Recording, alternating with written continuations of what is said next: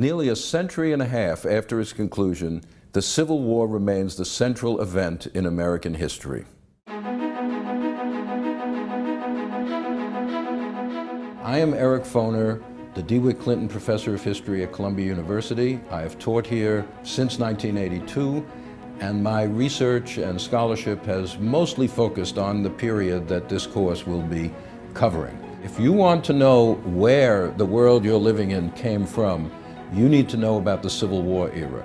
How the national state, the national government got to be as powerful as it is, how we went from slavery to a period of great equality and then a retreat from that into a period of considerable inequality.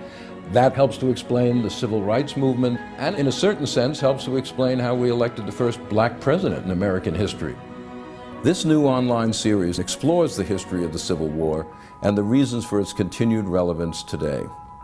The first course will deal with the 1850s. It is called A House Divided because that is the story we're telling, how the United States divided into two societies, one based on slave labor, one based on free labor, and careened toward the greatest political and military crisis in our history. The following two courses in the series cover the conduct of the Civil War itself, the coming of emancipation, and the struggle after the war to breathe meaning into the freedom acquired by the 4 million slaves. What you will see in this course is me teaching my lecture course on the Civil War and Reconstruction to Columbia University students, but in 10-minute segments with quizzes, polls, activities, and illustrations from the Civil War era interspersed. Every week we will feature filmed lectures, conversations, discussions, and more. And every student online will have the opportunity to interact personally with this material and with me and my teaching assistants, all of whom are historians in the making at Columbia University.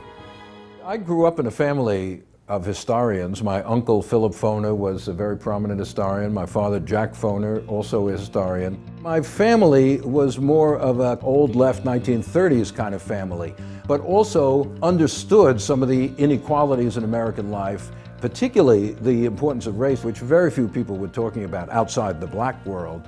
So I just grew up knowing that this was a fundamental problem for American life at a time when very few white people were talking about it. It's also the world I was growing up in the 1960s, you know. I mean, in some ways, my sensibility was shaped in the 60s, as most people were who lived through that decade. I actually wanted to be a scientist, an astronomer.